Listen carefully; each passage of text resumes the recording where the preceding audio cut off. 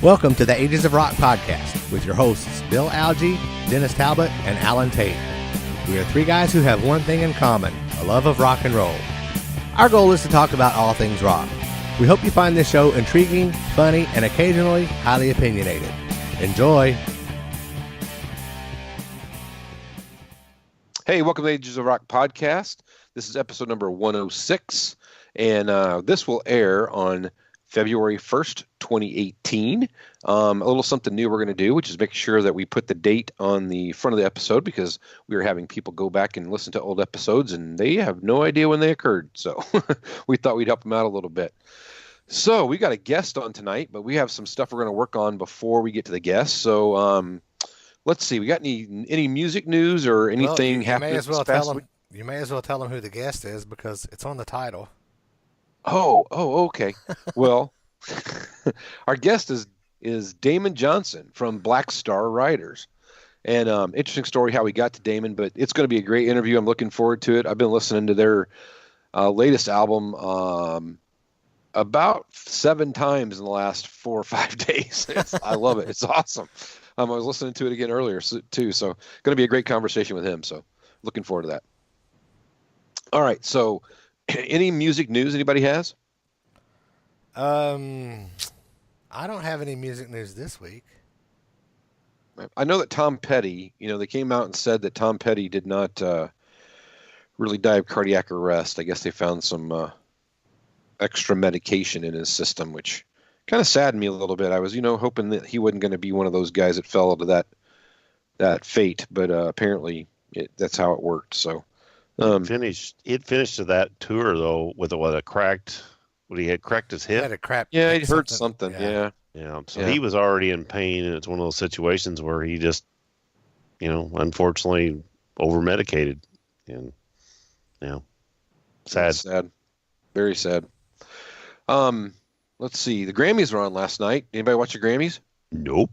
Nope, me neither. No, I heard or I should say, I saw a bunch of people posting about it on Facebook, and it was nothing nice. Yeah, I didn't watch. I was just totally not interested. Don't care. I don't care anymore. It's kind of irrelevant. And then the last bit of news that I know, I posted on our page earlier tonight that they have announced that Vinnie Vincent will be appearing at the Nashville Expo.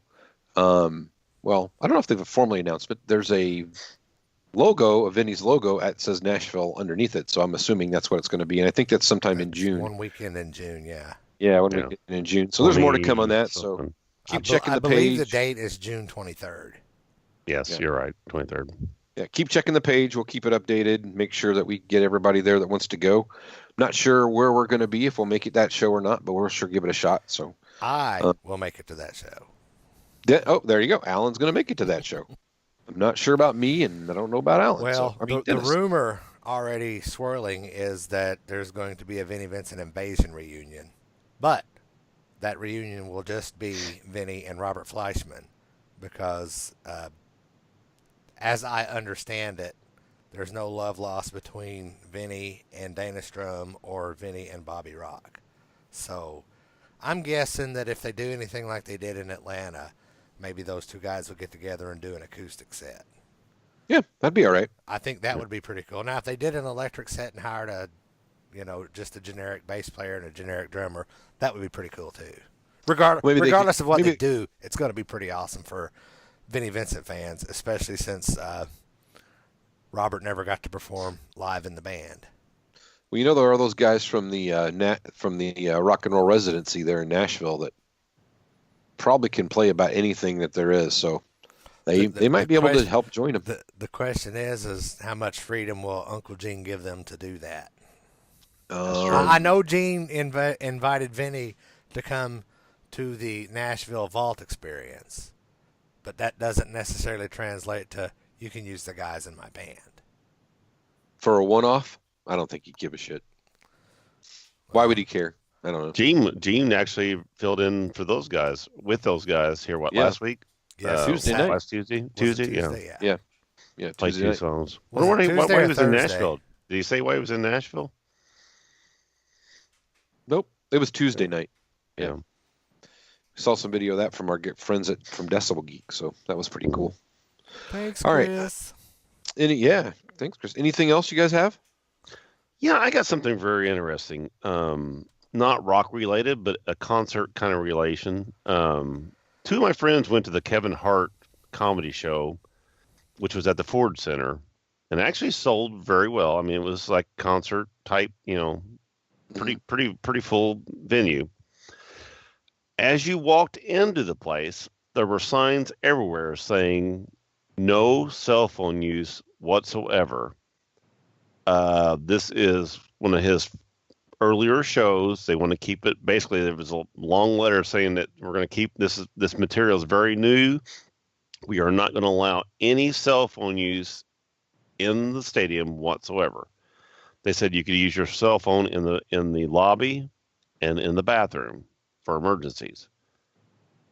Once they got into the venue, it was repeated multiple times.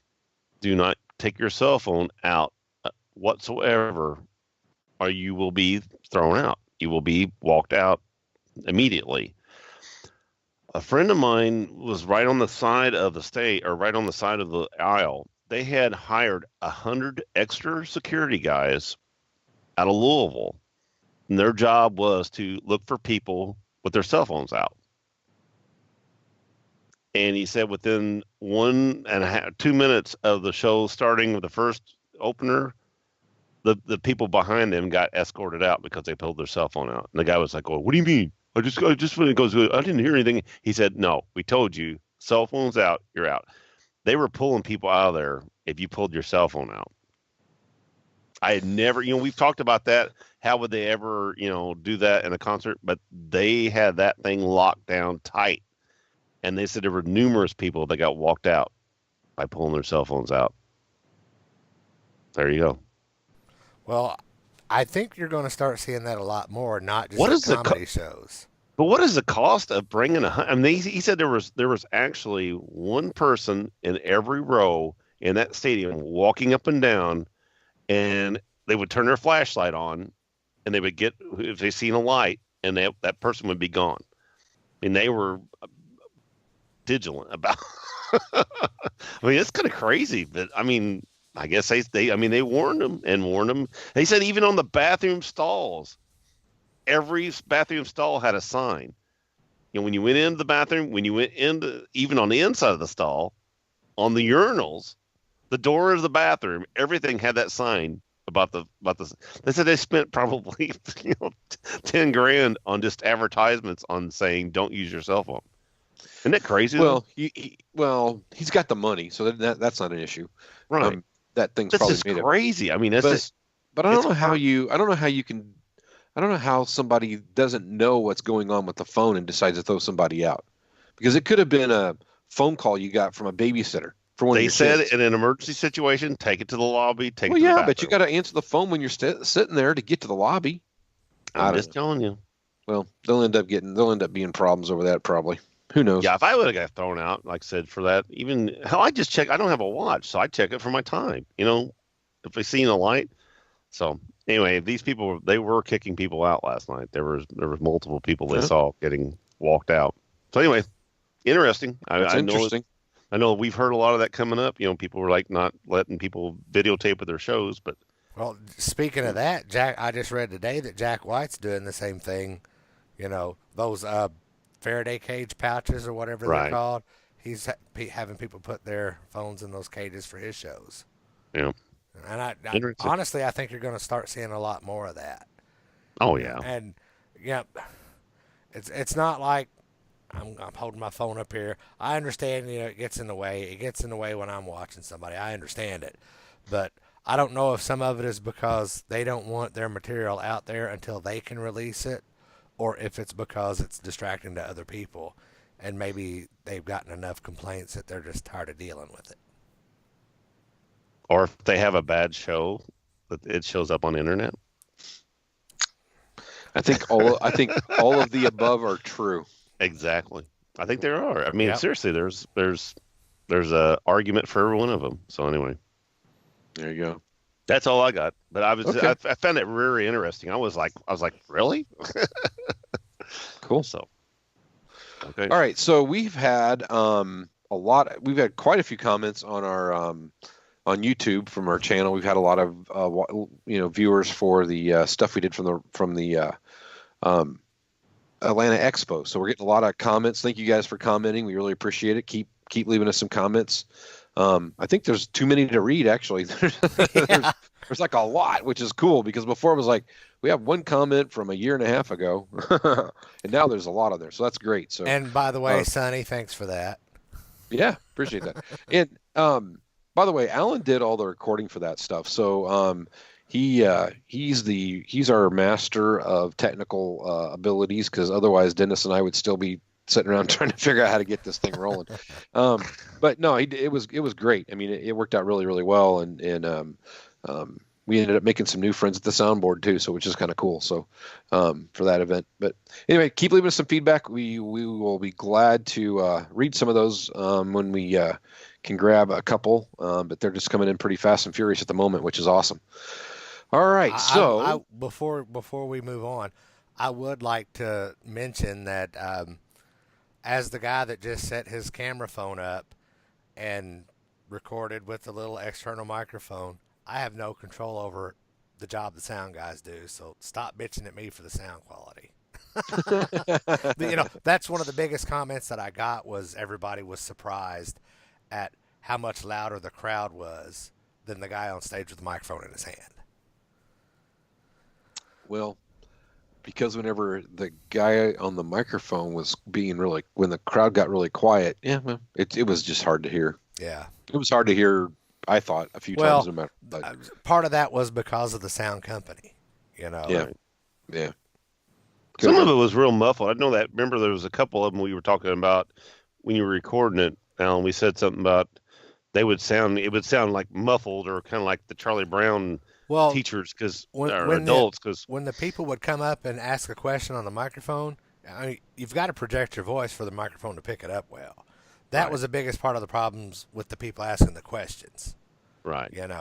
And then with the people who were actually answering the questions, if they moved their head but left the microphone over here, that's not going to pick that up.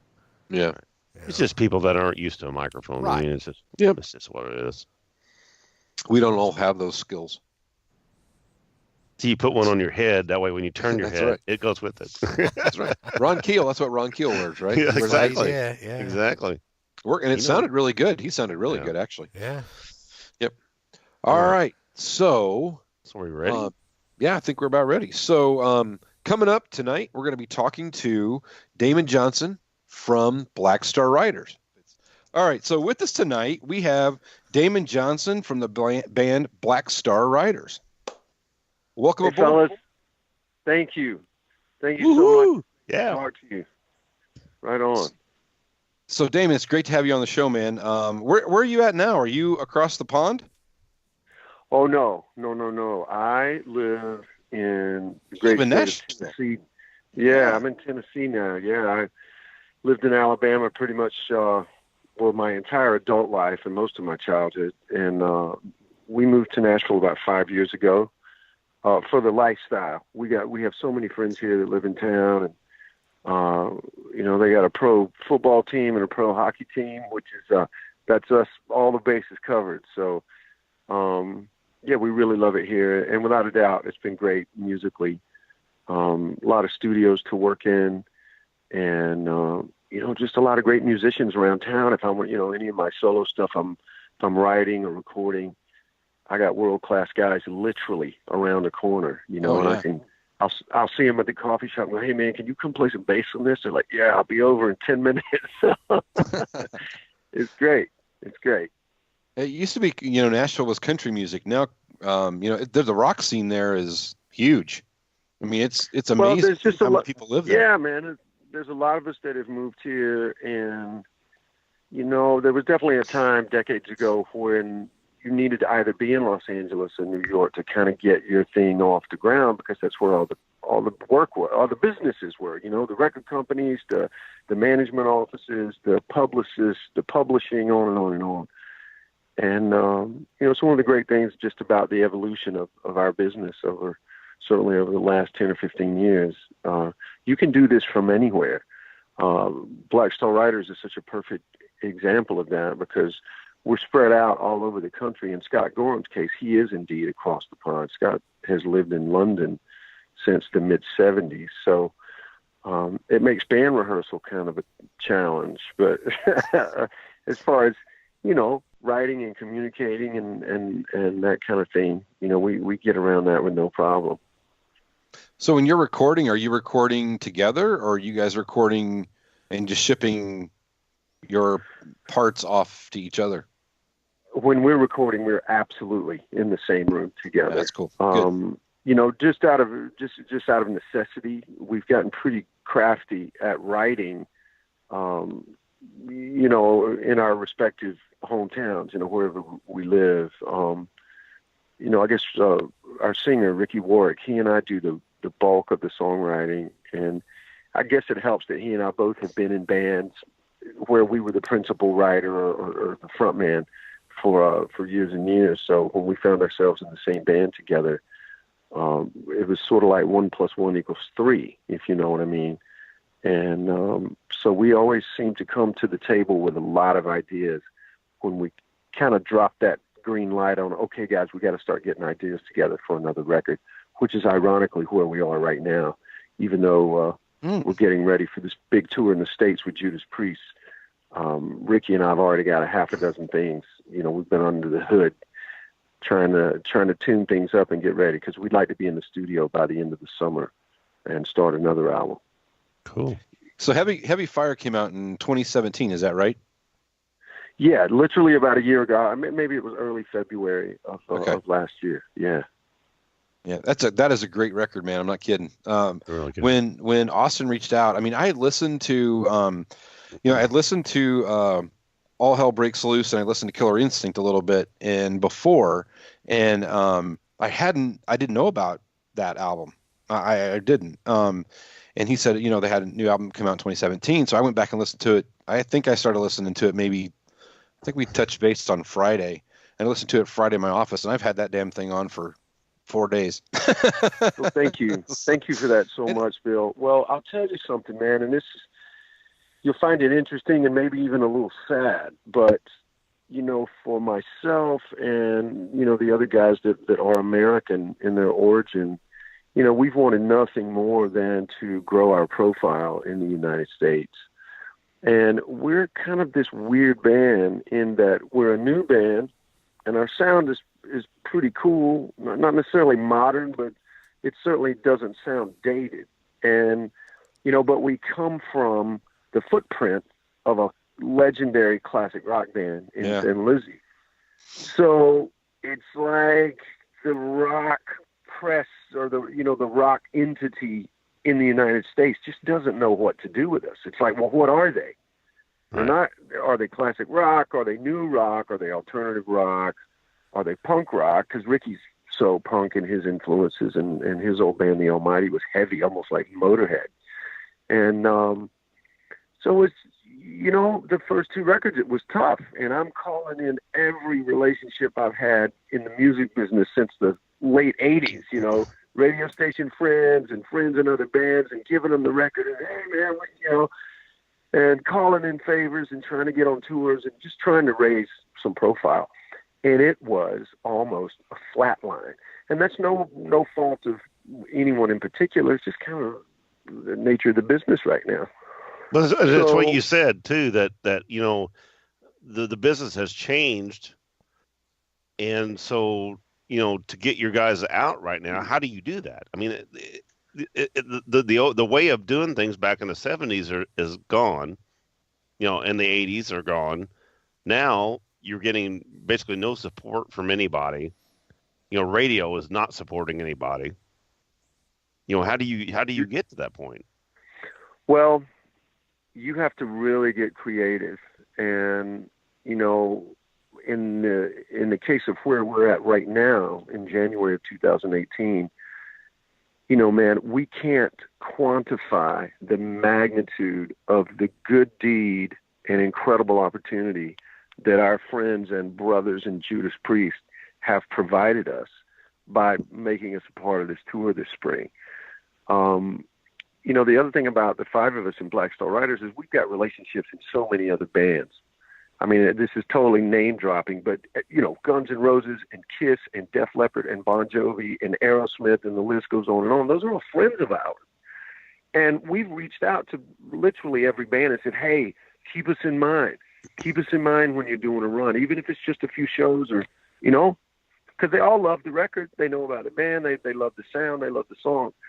But now, those bands can't even have a say-so in the support acts they bring out. It all has to, Live Nation is kind of the boss now. And they say, oh, we can't. Who is this Black Star Riders? They don't mean any tickets. You need somebody that's going to sell another 300 tickets in Springfield or 500 tickets in Cincinnati. What comes first, the chicken or the egg? So, and look, man, I mean, that's all if that sounds negative, that was not my intent. I'm just kind of trying to paint the picture of what it's like. Because look, reality is what it is. We are not to be deterred. We will not be deterred because we know the band is solid. We know the songs are solid. The records sound amazing. And, we just feel like this is a real shot of adrenaline in the story of Black Star Riders, certainly in the United States. And I couldn't be happier. And again, man, we're so grateful to Rob and Glenn and the guys in Priest for taking us out. Because they said, hey, we want Black Star Riders, period. That's a great bill. I mean, that is a great bill. And I wish it was coming closer. You and Saxon and Judas Priest, right? That's right. Three bands, Saxon and Priest, both bands that we most of us in our band cut our teeth on growing up and have become friends with over the years. So it's just a great package for the fans. And I try to encourage people in my circle that there's a lot of complaining and doom and gloom about the state of the business. And, oh, man, everybody was up in arms about the lack of rock on the Grammys. It's like, come on, guys. It's just it's what it is. It is what it is. Just if you're in a band, and write and record the music that you dig, that gets you off. And if you're a fan, go see the music that you love, that you enjoy. Exactly. And, those bands need you now. If it's rock and roll that you dig, those bands need you now more than ever. So, we're grateful for the enthusiasm that we've been able to muster at this point. Yeah, we talk a lot about that on this show. You got to get out there and support your live local band. I mean, your local bands and bands that you love, because if you don't get out there and buy a ticket and get to the show, that's how those guys make some money nowadays. They don't make money off record sales anymore because there's not money to be made. It's difficult. Those are facts. You are speaking, my friend. That is not fake news, what you just said. Yeah, and in the spirit of that, I got to be honest, guys. When we were doing Thin Lizzy, Ricky and I joined Thin Lizzy in 2010 and 11, respectively. And at the end of 12, we had written some songs with Scott, and we thought maybe a Lizzy record, and then clearer heads prevailed, but somebody said, well, hey, let's just start a new band. And I was the first guy, admittedly, to raise his hand and go, I can't do that. I'm not going to start a new band. I'm too old. I've been through that so many times. I had a lot of great experiences in the 90s when I fronted Brother Kane. Tons of radio airplay. We did some big tours with a lot of bands. And, we just couldn't really poke through to that next level to kind of keep the band going. But, post Brother Kane, I tried 2-3 different times, to get something else off the ground. And, one of the questions one of you guys had a few minutes ago, what do you do if you're trying to break a new band? The only thing you can do, guys, is get in the van, pull the gear in a trailer, and live on the road. I can't do that anymore. I'm married, got kids. And age becomes a factor, right? Yeah, man, it does. Well, thankfully I'm really healthy, and in great shape and as inspired and driven as ever before. But, man, that thing of being on the road for 3 months at a time, not doing it. I mean, when you're 19 and 20, that's something that's great. But like I said, I'm in my 50s. It's just time and life and circumstances and rock and roll the cliche about rock being a young man's game, that covers, there's a lot of reasons that rock and roll is a young man's game, and that's one of them. So, for what we've been able to achieve in Europe, in the UK specifically, and in Germany and Scandinavia, the Thin Lizzy fan base was just so big over there when the band was in its prime in the late 70s and early 80s. Those fans really stepped up to the plate for Black Star Riders, and they gave us a chance when the first album came out in 2013. We got lucky. We got some airplay on BBC Radio 2 in London, which covers the entire nation, the whole country there. So it's been good over there. It's it's hard for me to use my cell phone and call my sister while I'm over there, but it's been good, and it's kind of kept us alive, guys. To be, if it really gets down to it, that's what's kept us going. And we're starting to headline some festivals now. We can do some real venues over there on our own, with some young support acts. So, man, in a perfect world, we'll talk again, in 18 months, and maybe we can start doing some of that in the States. That we would love that more than anything. Oh, we'd love it too. Yeah. Oh, yeah. There's a couple bands. It's kind of interesting that you're talking about, the bands in Europe. We've talked a little bit about a band called Inglorious that's over there in Europe, and oh yeah, they can't seem to get back across the pond over here, and it's but they're doing really well there.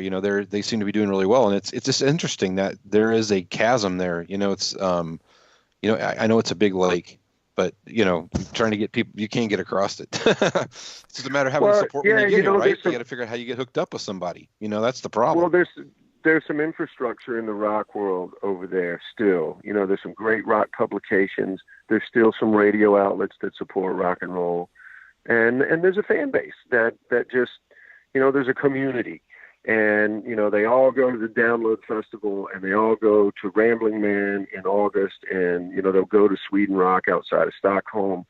They travel around not just within the country but out of the country, and they'll go to Belgium to the big festival there, or Brass Pop in Holland, or on and on. So here in the States, there's just rock.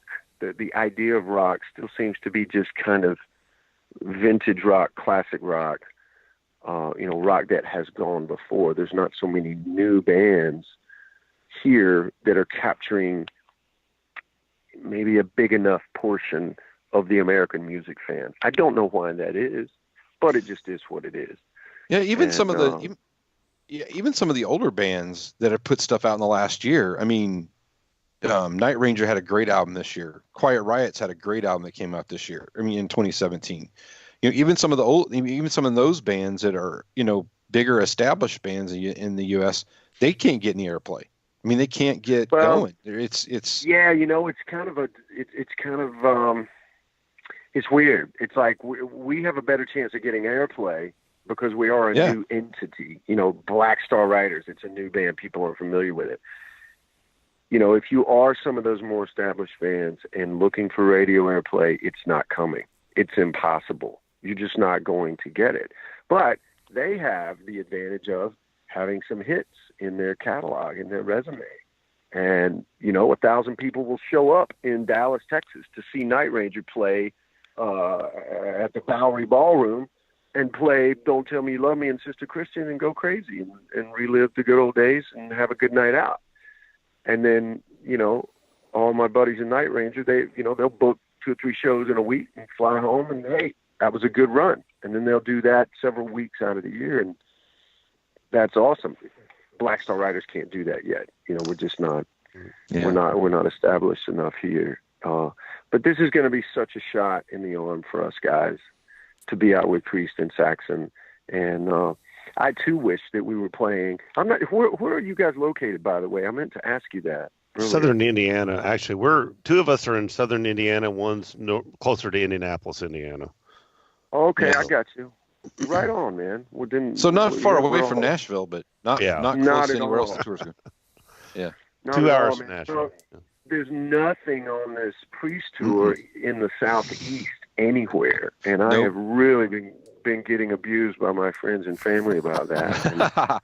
And, well, Detroit, I think the closest show to me is Detroit. Well, on the plus side there, your friends and your family that are abusing you because there are no shows in the Southeast, you don't have to worry about trying to give them free tickets or them asking for free tickets. That is a bonus. That is a bonus. I promise you, Glenn Tipton and Rob Halford are going to appreciate that very much. So. No concepts. Yeah.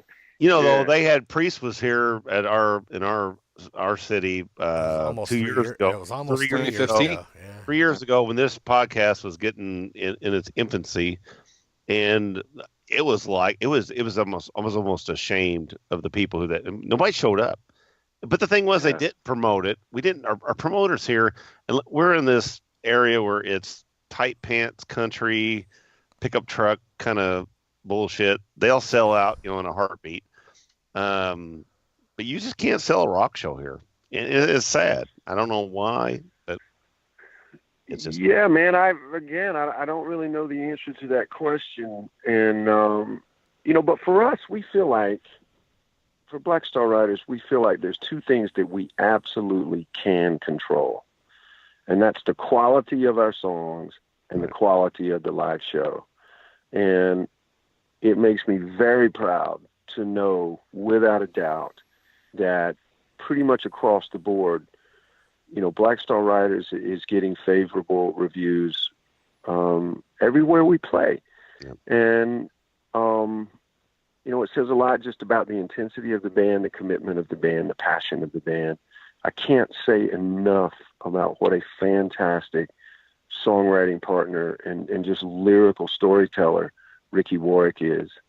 That's certainly the thing that I try to share with my friends over here on this side of the pond. It's like, hey, man, you need to check this out because this is not typical rock and roll lyrical fare. Ricky's so well read, always having conversations about art and film and, reading books. He's turning me on to movies and literature. And it's like, it's an art form. And, a lot of us, when we got into rock and roll in the first place, it was just for the girls and the free beer. And I'm not saying that to be, I got a rocket in my pocket kind of thing. Yeah, totally, man. We thought all those Paul Stanley lyrics were real when we were kids, man. He's talking about his love good. Yeah, we thought that was how it was supposed to be done. But, man, there's just so many great artists that we love and admire and study and kind of worship in a way, man, and have tried to pick up a few tips from and get our chops from. So I'm so proud of the quality of the songs. And, I enjoy listening to our records myself. I know I still have Heavy Fire in my truck to this day. And, I'm old school. I got a 6-disc CD changer still in my truck. And, when our record flips on, man, I just blast it. It sounds so great. And, we feel like we're doing righteous work and just really happy, man, with how the stuff has turned out. So you're writing for your new record then, are you trying to move in a different direction, or are you sticking with that same kind of vibe? Are you being motivated to do something a little bit different, or have you thought about a live record or anything like that? We love our sound.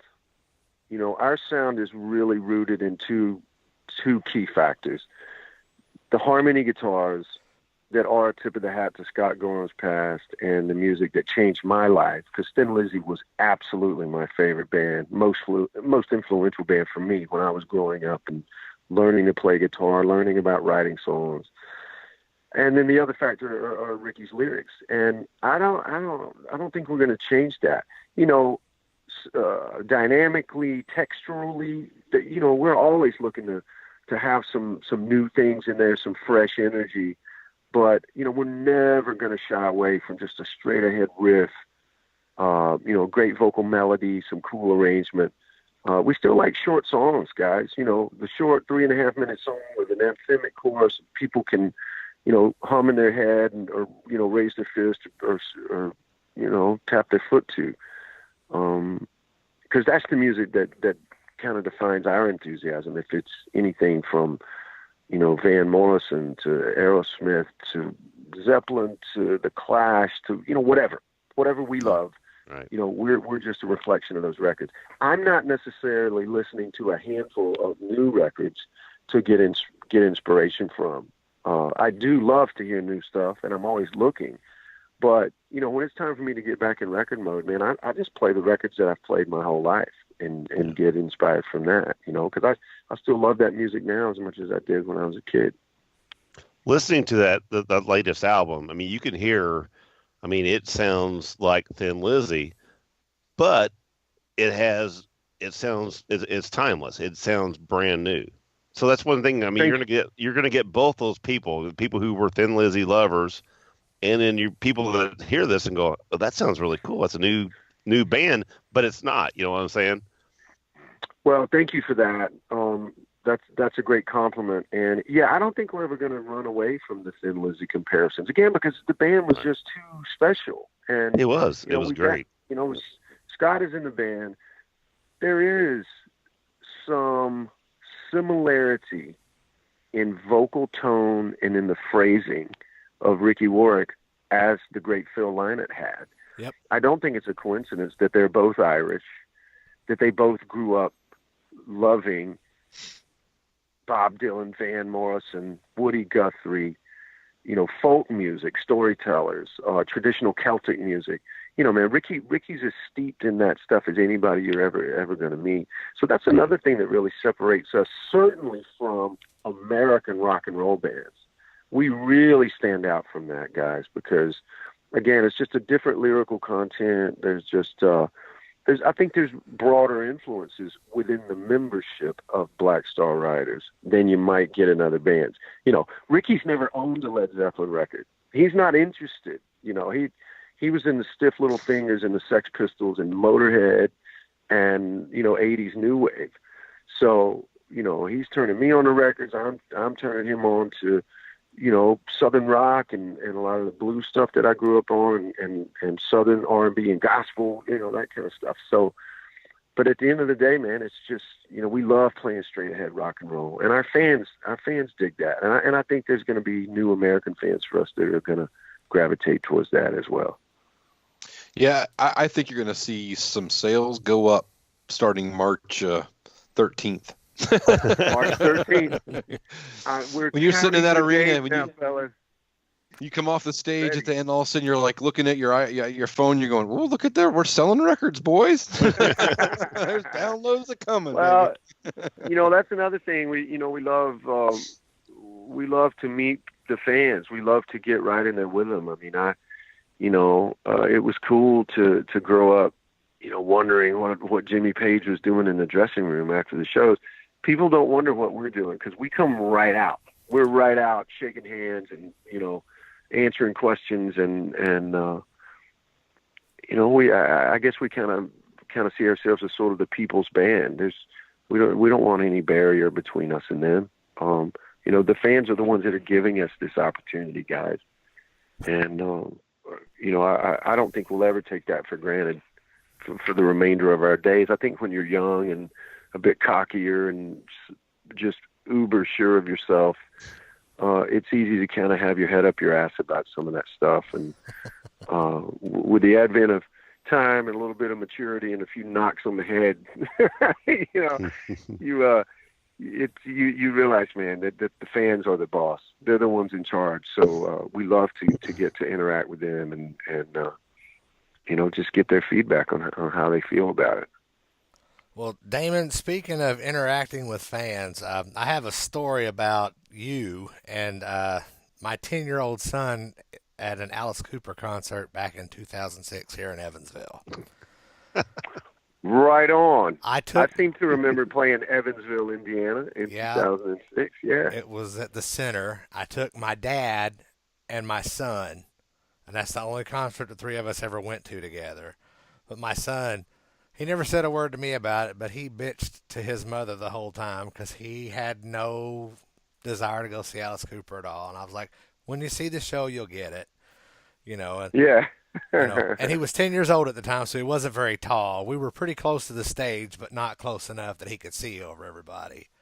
So he was in a bad mood, and he was mad, and all these people could see that he was mad, so they all let him get up front, and he ended up at the front of the stage, and Alice Cooper come over, gave him a high five, so he thought that was pretty cool.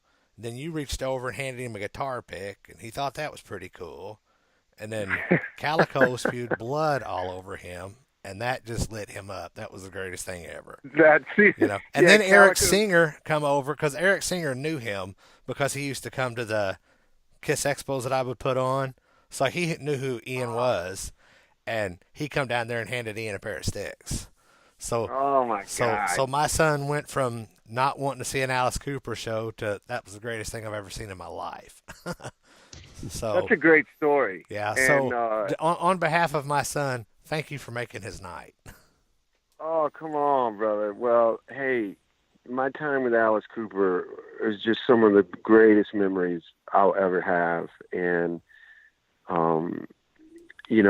that opportunity just came out of left field. I wasn't some guy out there looking for a gig like that. Just the planets lined up, and a friend of mine referred me, and it kind of changed certainly my family's life, because we were sort of headed in a different direction. And starting the end of 2004, I was with Coop for a good long time, and he just taught me so much, guys. I became a better songwriter, certainly a better performer. There's nobody all you got to do is be around the guy on stage, and you're going to get a master class in chest out, face forward, weapons on kill. That guy brings it, man. He brings it every night. So, I'm glad your son had a great time. It's funny because, my two youngest children now, they grew up with Coop. He's Uncle Alice to them. So that's pretty cool. They don't know. They don't know any other thing. He and the band just played Nashville last year, and my kids are just, where's my laminate?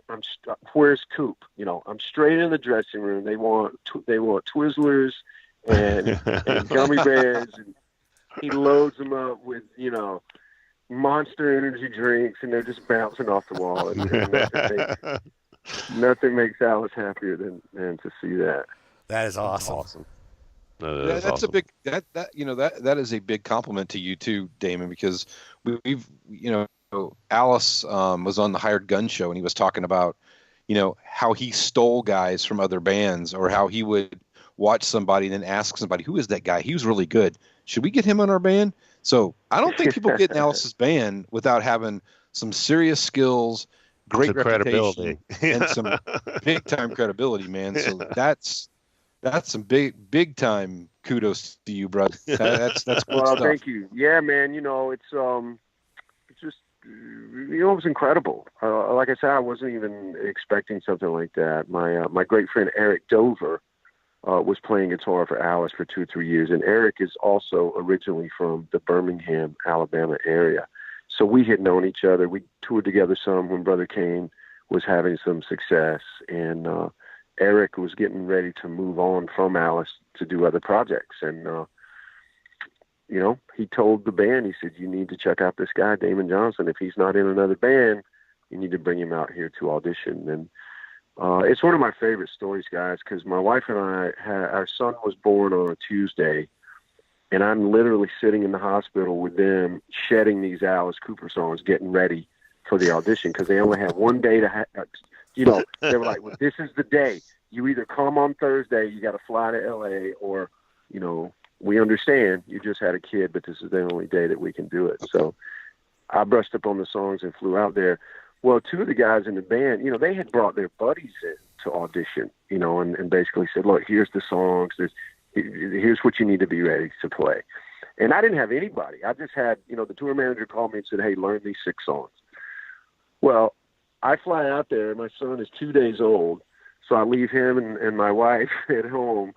And I fly out there with my Chuck Taylor, some jeans, and a black T-shirt, and I show up, guys, and these other dudes that are there to audition, they all look like they're going to a Guns N' Roses video shoot. You know what I mean?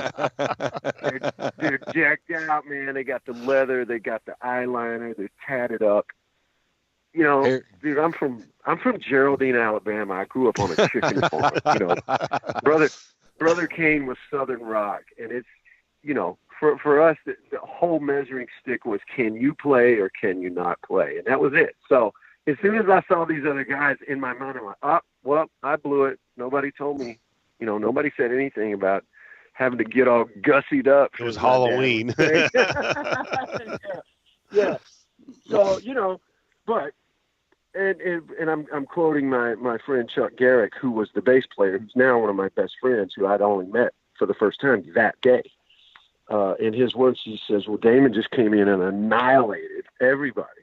Because I just played, man. I played the songs and I sang the backup vocals, and, I had it together, man. I was pro. And well, that's what I didn't look at it as Yeah, totally, man. And I didn't look at it as any kind of a competition or anything like that. I just, hey, this is the job. You're getting an opportunity. These are the 6 songs. Well, man, I could have played them with one hand, blindfolded. I was so ready, on those songs. So, love me some Alice Cooper, guys. So grateful for that experience with him. And, we're all great friends to this day. That's great. We love his family, and we love to keep in touch with them, and we get to see them any chance we can. Cool. That's cool. Yeah, Alan and I are going to see them March 29th. Is that right, Alan? Yeah, I know they're around. March the 20-something in Louisville. Yeah, I 20th. I just saw the tour dates the other day because a family member was asking me, so I just went to their website, and I'm like, damn it, they're playing all the cities in the Midwest and the Southeast that I wish Black Star Riders would play. That would be awesome. There you go. Well, you never know, man. Yeah, maybe one of these days that would be a great package. I know fans would think. No, you'll be hot in the middle of your tour when he's out there, won't you? Yeah. We're gonna unfortunately be kind of two passing ships in the night. There you go. During that time period. There you go. I'd like to touch just real quickly on Brother Kane. Do you keep in touch with anybody in the band, and are there any plans to do anything ever again? I absolutely keep in touch with all the guys, fellas. That was we're kind of branded to each other for life, and everybody's great. Everybody's healthy, very busy with various things in their life. Everybody's participating in music at some level still, which is always great news. And, I think over the last few years, unfortunately, everybody's moved further and further apart geographically. Yeah. For a long time, we were all still kind of within about 100-mile radius of Birmingham. But that's really changed a lot in recent years. We just, it makes it hard. And I know for me, guys, I'm, between Black Star Riders and my solo stuff, which I'm very committed to these days, man, there's just not enough time. There's just not time on the calendar. There's not time to get together and rehearse, much less book a tour far enough in advance that you can promote it and, educate people about it. You know what I'm saying? Oh yeah. I think, I probably am comfortable speaking for all of us that we're all open to the idea of playing together any chance that we can. It is just such a challenge to get around the calendar. Because even my own calendar, I tell my wife, it's like, well, Black Star Riders is kind of the main thing. So anything else in our lives, we're sort of hostage to that. And, hell, it's hard to schedule a summer vacation with my kids. It's damn sure going to be hard to get a Brother Kane reunion together. Exactly. No kidding. Yeah. No kidding. Yeah. Awesome. So, Dennis, you want to ask about gear or anything like that? No, just as far as what's your stage gear? What do you? Because I'm a guitar player, so I'm just kind of curious what do you use, amplifier wise and guitar wise? Sure. What's your acts of choice? Fellas, I've been playing pretty much the same thing for the better part of the last 15 years. I mean, I've been a Gibson Les Paul guy my whole life. And other, Gibsons that I'm, like guitars that my heroes played. I got a gorgeous 63 reissue Cherry SG like Angus played, and I got a Carina Explorer that I play a lot because Ricky Medlock played one in Blackfoot when I was a kid. And, exactly. Your Southern roots are showing. Yeah, man, that's right. A lot of Les Pauls for the most part, and for 20 years now, I've played a Canadian amplifier called Wizard. Really? Wick St. Pierre lives up in Ontario, and we met when I was in Brother Kane, and Rick was is the guy that Angus and Malcolm Young would hire to come in and refurbish their amps, not modify them, but kind of restore them. Sure. Replace the power transformers and make sure the tubes were all biased and running the right way. And, he knew what he was doing. Well, those guys encouraged Rick to start making his own amps, which is what he did. And Brother Kane played with Aerosmith, and Joe Perry and Joe's Tech introduced me to Rick, and we just struck up a great friendship. And I've been playing these Wizard amps ever since. So they're basically a hand wired, just a model. Marshall clone kind of. To a degree, they are. I mean, the big difference is that they're military components and they're hand wired. And when I tell you, I've not had one amp failure or breakdown once in 20 years. That's insane. I'm telling you the truth. I got one in the shop right now. Yeah, I think a tube broke one time because the head fell out of the back of the truck and the damn thing still turned on. We just put another tube in there and it worked. But I am also a Marshall guy as well, fellas. I've still got my old Super Lead 100 that I played all throughout Brother Kane, and I've just gotten a couple of the Jubilee series heads. They reissued that great head that Slash kind of made famous on the first Guns N' Roses record. So big fan of that. All my 412 cabinets have Celestion speakers, either Greenback 25s or Greenback 30s. Right. And my pedal board's pretty simple. Wah pedal, a Rotovibe. Because I still play Full Shine On, the Brother Kane song. I have to have a Rotovibe to recreate that Leslie cabinet sound. Sure. So, couple of overdrives and a delay, and that's it, man. Nothing fancy with me. I'd be open to trying other stuff, but I just know it works, and it really worked when I joined Thin Lizzy in 2011. The Wizards were, the guys in the band just loved my tone and just the sound that I brought to Thin Lizzy. So I just love it, man. Once you find your tone, people chase a tone for their lifetime a lot of times, They do. And listen, I love playing other amps, a lot of Class A amps I love to play from time to time, especially with like my Telecaster or something like that. But, I play every day, and I play because I love it. There's never any sense of, I got to keep my chops up. I just love to play. I still enjoy it as much as ever. So, when I have an occasion to play on someone else's record or play in front of some people, and they, they'll hear me play something that they wouldn't necessarily associate with Black Star Riders. They're just like, wow, I didn't know you could play like that. I'm like, oh man, I learned that lick in 1982. I was in a blues band right out of high school with the chicken wire, and they'd throw bottles at you if you played Hank Williams Jr. Play country and Western. Yeah, there you go. Yeah, that's right. Both kinds of music. Both kinds. Yeah. Hey, Damon, man, it's been great having you on the show. This has been a great conversation. Really appreciate your time. Thank you so much, man. You've said some really kind things about the bands and about my history, and thank you so much for this time and for talking up what we're doing, and I hope we can do this again really soon. Okay. Yeah, we'd love to catch you on. We got to catch you live somewhere, man. That would be the bomb. Get to hopefully make it to a show. We just got to get Judas Priest to continue that tour, keep you on a little longer, and swing through Indiana. Or I would love it. Nashville. Well, or Nashville, guys, anywhere. We're Or good. Louisville. I've been able to cut up through there a little bit with my solo band. When you guys get a chance, just pull me up on streaming, either on Spotify or Apple Music or iTunes. I've put out a couple of great solo records in the last 2 years, and I'm working on a new one right now.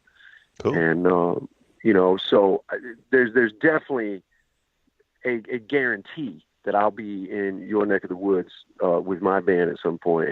And that band is a good time out, fellas, because I play a little bit of everything. Some Brother Kane, some Cooper, some Lizzy, some of my new stuff. Cool. And, Bill play cowbell for you. Oh, stop. Come on, man. Dude, I'm the guy that's got no musical talent, and they give me Every crap gig, all the time. Cowbell is a requirement, a prerequisite to any Damon Johnson involved show. There's gotta be I feel better now. There you I go. feel better now. Fellas, thank you so much. Let's absolutely do this again soon. All right. Sounds good. Hey guys, you can All right, catch Damon on tour with Black Star Riders and Saxon and Judas Priest. They're going to be coming across America from March through May, and get out and see those guys. I'm telling you, and if you haven't listened to the new record, Heavy Fire, it's great. It's really good stuff, and I think you'll enjoy it. I know I did. And that Testifier Say Goodbye song is burned in my skull. As we're sitting here, it just keeps going over and over. That's a modern classic, fellas. I couldn't believe that we had the skills to come up with something like that on our own. It's such a great song. So proud of that one specifically. All right. Really good. Cool, man. All right, people, you can catch us on agesofrock.com. You can catch us on Twitter, Instagram, Facebook, YouTube, and Stitcher Radio. I think that does it, fellas. What do you think? That's right. Yeah. Till next week, y'all. Peace out. We're out of here. Yeah.